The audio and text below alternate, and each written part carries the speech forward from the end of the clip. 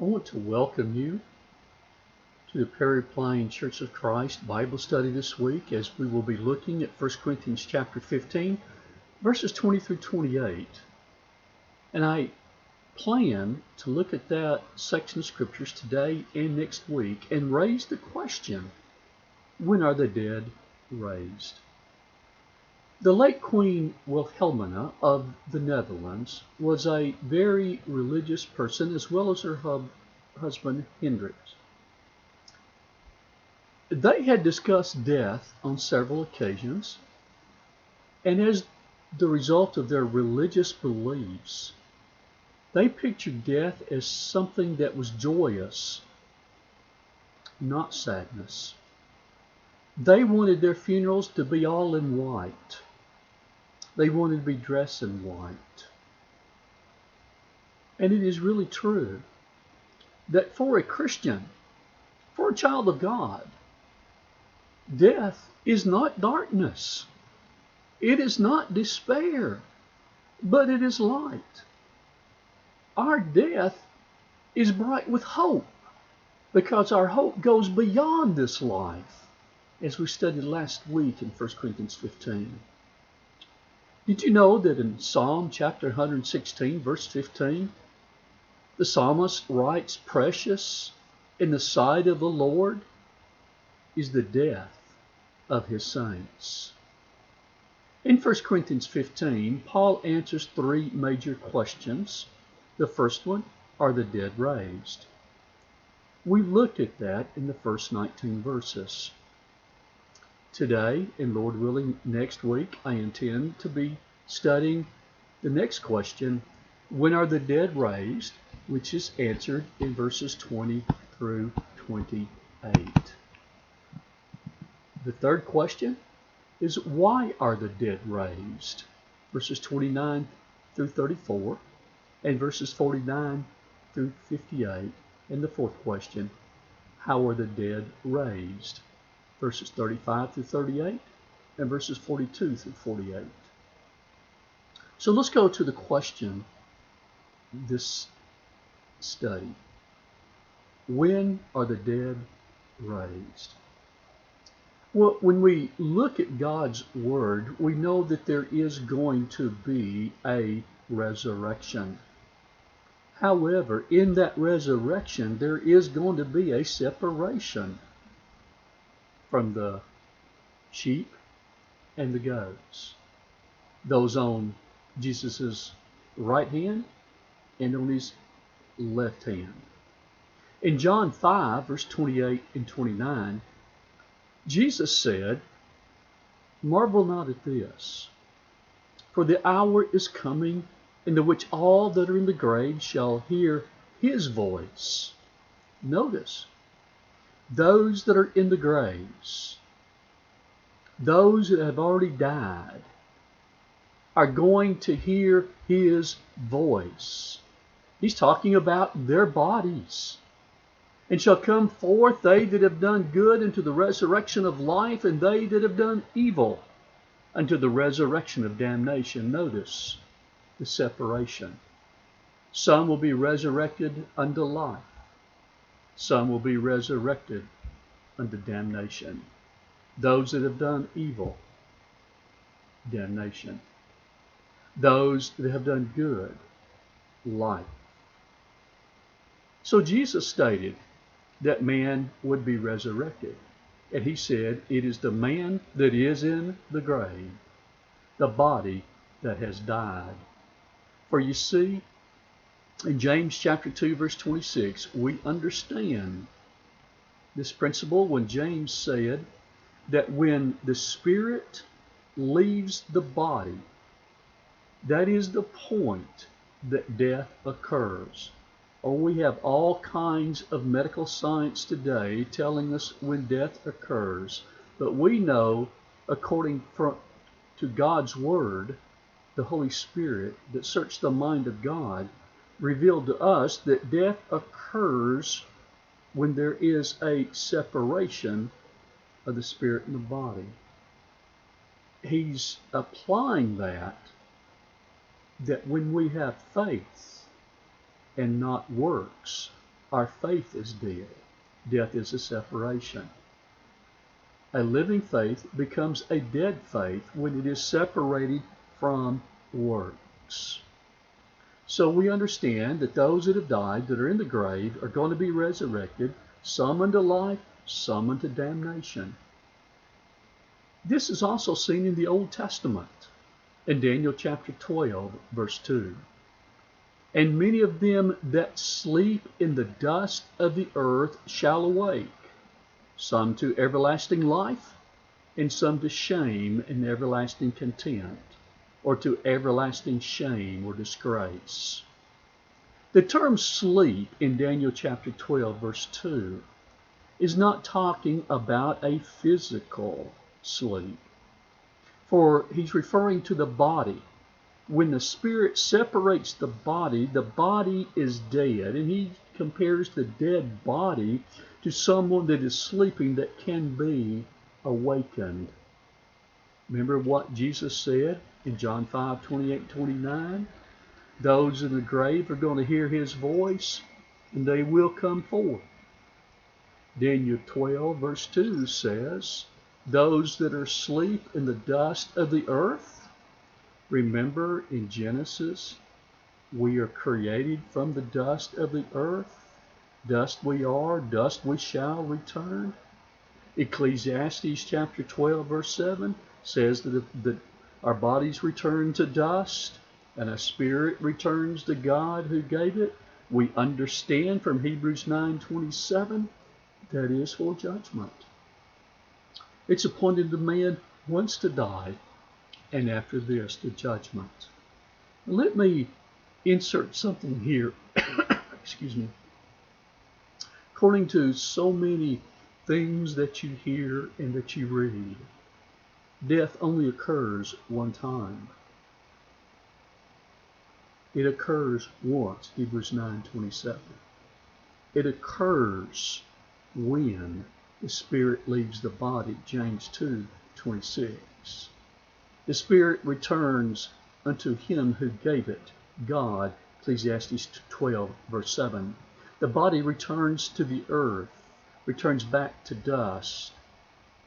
And he says that body that is asleep, that's returned back to dust, whatever form it may take and be, John 5:28-29 says, it will hear the voice of Jesus Christ. Daniel 12, verse 2 compares that body to being asleep, that it will be awakened. And they will rise forth, some to everlasting life, and some to shame and everlasting contempt. So in this case, in Daniel chapter 12, those that sleep, they are destined to be wakened to everlasting life, and some that will suffer shame and everlasting contempt. Both groups are to be awakened. In Acts chapter 24, verse 14 and 15, we see the same thing, that there is going to be a resurrection and there is going to be a separation. But this I confess unto thee, Acts 24, verse 14 and 15, that after the way, which they call the heresy, so worship I the God of my fathers, believing all things which were written in the law and in the prophets, and have hope toward God, which they themselves also allow that there shall be a resurrection of the dead, both of the just and the unjust. Notice the separation. There will be a resurrection of the dead, those that are asleep, those that are returned back to the dust. They will be resurrected, both the just and the unjust. Now let's observe some things from 1 Corinthians 15 at this time. If you look with me at verse 20, we see that Christ is the first fruits of those who sleep. Notice again the term sleep.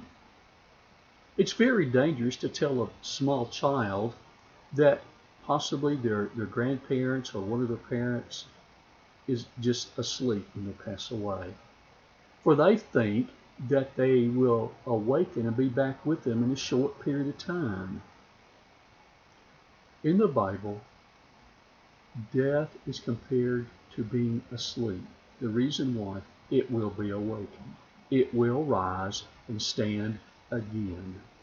Notice 1 Corinthians 15:20. But now is Christ risen from the dead and become the first fruits of them that sleep. The first fruits, Jesus is, of those that sleep, of those that have died already. Look at verse 23. But every man in his own order, Christ the first fruits, afterward they that are Christ at his coming. When is the resurrection of man going to occur? It's after the resurrection of Jesus Christ, when he comes again. So we know that his resurrection has already occurred. It's going to be after his resurrection. And it is going to be at his second coming, when we will see him in the clouds. That is when the resurrection will occur. But notice, it says that he is the first fruits of them that sleep. In the Old Testament, we read about the first fruits. In Exodus chapter 23, verses 14 through 19, I want you to notice some of the feasts that they were to participate in annually, every year. 3 times thou shalt keep a feast unto me in the year. First of all, verse 15, thou shalt keep the feast of unleavened bread. Verse 16, the second one, and the feast of harvest, the first fruits of thy labor. In Exodus chapter 34, verse 26, the first of the fruits of thy land thou shalt bring into the house of the Lord thy God. And there's many other references in the Old Testament referring to the first fruits that they were to offer unto God. The word first fruits is used to describe the offerings of the first ripened fruits of the crop to the Lord. Whenever the first fruits were offered, they guaranteed that rest of the crops would follow. So the first fruits denote the beginning of anything. They were regarded as a pledge of the rest. Now, what was significance, or what is the meaning of the first fruits? I want to highlight 3 things. First of all, first fruits is an acknowledgement that everything comes from God. The milk, the honey, the grain, the lambs, the sheep, the goats, the olives, the wine, the children, the grandchildren, they all come from the hand of God. Paul puts it, shed some light in this particular area earlier in the book of 1 Corinthians in chapter 3, verse 6 and 7. Although he's not talking about planting physical seed and watering physical seed, but the principle still holds true. He says, I have planted, Apollos watered, but God gave the increase. So then neither is he that planteth anything, neither he that watereth, but God that giveth the increase. What is true for Paul and Apollos is also true for the farmer. Only God makes things grow. So first of all, what I wanted us to see is the first fruits is an acknowledgement that everything comes from God himself. Secondly, I raise a question. When did the harvest time begin in Israel? And this is something I want us to understand. When could the farmers of Israel harvest their barley, their wheat, the grapes, the figs, the pomegranates, the olives, the dates, and so forth? Only after the first fruits were presented to the Lord could they partake of them.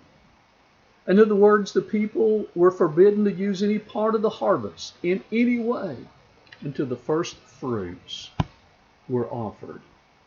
Listen very carefully to Leviticus chapter 23, verse 10. Speak unto the children of Israel, and say unto them, When you be come into the land which I give unto you, and shall reap the harvest thereof, then you shall bring a sheaf of the first fruits of your harvest unto the priest. Then in Leviticus 23, verse 14, Ye shall eat neither bread, nor parched corn, nor green ears, until the selfsame day that ye have brought an offering unto your God. What offering? The first fruits offering. It shall be a statute forever throughout your generations in all your dwellings. Think about it. We live in a farming community where I preach. Which hay cutting is the best? The first, the second, or the third? That's right, the first. First fruits are always the best. To neglect these first fruit offerings was considered as robbery unto God in Malachi 3:8.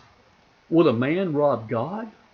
Yet ye have robbed me. But ye say, Wherein have ye robbed thee? In tithes and offerings. So let's apply this principle to what we give to the Lord every Lord's Day. Do we give Him our leftovers in life? Did you know that we are to purpose what we give every Lord's Day? That we are to designate an amount to give? And when we're not there, that we ought to still lay by and store, make up the difference when we come back, if we've gone on vacation or sick or something of that nature? Do we give God our best? In 2 Corinthians 9:7, every man according as he purposeth in his heart. There's that ETH in the King James Version. It's ongoing. We continually purpose to give an amount unto the Lord, and He says, so let him give. How are we to give? Not grudgingly or of necessity, for God loveth a cheerful giver. So when were they to give? They were to give of the first fruits. Do we give God what is left over? They were to give God of the first fruits. Do we give God our first fruits? Is our offering unto God, our contribution unto God, does it come off the top, or is it given what is left over after we go out to eat 4 or 5 times a week, spend on recreation without any kind of thought towards God? The third thing I want us to observe, first fruits was a promise to Israel of more fruit to come. They would have more barley, more wheat, more grapes, figs, pomegranate, olives, and dates, milk, honey, lambs, sheep, goats, wine, and so forth. When the first fruits were harvested, everyone knew that the rest of the harvest was still to come. When Jesus was raised from the dead, it was God's assurance to man, God's assurance to us, that we also will be raised one day as part of the future harvest. He was the first fruits of the resurrection from the dead. Implied there will be many more. All men will be raised from the dead, unless we're alive when Jesus comes back. Study 1 Thessalonians chapter 4, verses 13 through 18. Notice the text here in 1 Corinthians 15 refers to those who have died as being asleep. Again, it's not referring to the spirit, it is in reference to the body. How could Jesus refer to a body as being asleep when it is dead? Simple, because it's brought back to life. It will stand again. It will be awakened. In 1 Thessalonians chapter 4, verse 13, but I will not have you to be ignorant, brethren, concerning them which are asleep, those that have died, those that have been buried, that you sorrow not, even as others which have no hope. Verse 15, for this we say unto you by the word of the Lord, that we which are alive and remain unto the coming of the Lord shall not prevent them which are asleep. The word prevent in 1611 means to precede. We will not go before those that have already died, those that are already asleep. In the context of 1 Corinthians 15, verse 23, we are dealing with the resurrection of the saints. Notice this verse. Every man in his own order, Christ the first fruits, afterward they that are Christ at his coming. In the New Testament, Jesus is spoken of as the firstborn from the dead, and firstborn from the dead and first fruits can be a little related there. In Colossians 1 verse 18, it says, and he, Jesus, is the head of the body of the church, which is the beginning, the firstborn from the dead, that in all things he might have the preeminence. Notice, firstborn of the dead. What does that imply? More are going to be born. He's the firstborn. More are going to be born from the dead. Revelation chapter 1 verse 5, and from Jesus Christ, who was the faithful witness and the first begotten of the dead. He is the first one that has been awakened from the dead. His body had been resurrected to stand again, the firstborn. And we also are going to be raised. Now, this doesn't mean that he just simply was the first one to be resurrected, because he wasn't. We see this in the Old Testament and in the New Testament. For example, in Luke chapter 7, verses 11 through 15, we know that the widow's son of Nain was resurrected. In Luke chapter 8, verses 49 through 55, we know that the daughter of Jairus was resurrected. In John 11, verse 43 and verse 44, we know the very good friend of Jesus. Jesus resurrected him from the grave, Mr. Lazarus. These and others have been raised from the dead, raised from the grave to die again.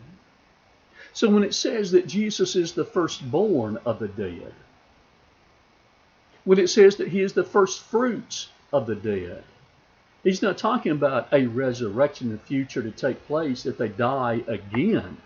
He's talking about a resurrection from the grave that the body will stand and never die again. Now we know that those that go to punishment, to condemnation, to damnation, to eternal hell, it is referred to the second death, as we see in Revelation chapter 21. But we will be raised from the grave, never to die again. Christ is the first one to be raised from the dead, never to die. In Romans chapter 6, verse 8 and verse 9, I want you to notice the claim, what Paul writes concerning the claim of Christ. Now, if we be dead with Christ, we believe that we shall also live with him. Knowing that Christ, being raised from the dead, dieth, no more. Death hath no more dominion over him. No man can make that claim. No man can make that statement that Christ, being raised from the dead, dieth no more. But we will be able to make that statement when we're raised from the dead. When are we going to be raised from the dead, as we have noticed in this study? Well, it's going to be after the resurrection of Christ. Christ has been raised. That's what he has established already that we've noticed. There will be a harvest of those coming out of the grave. It'll be sometime in the future. When? When Jesus returns. When is he going to return? We don't know. No man knows. And the Son of Man, Jesus Christ, does not know. Go back and read Matthew 24. Hey, but Jesus is coming back to gather his own. If we're a child of his, we've got so much to look forward to. The best is yet to be for those that love God Those that are called saints, it says, precious in the Lord's sight is the death of those precious souls, those precious people. Thank you for listening, and I hope you have a wonderful rest of the week.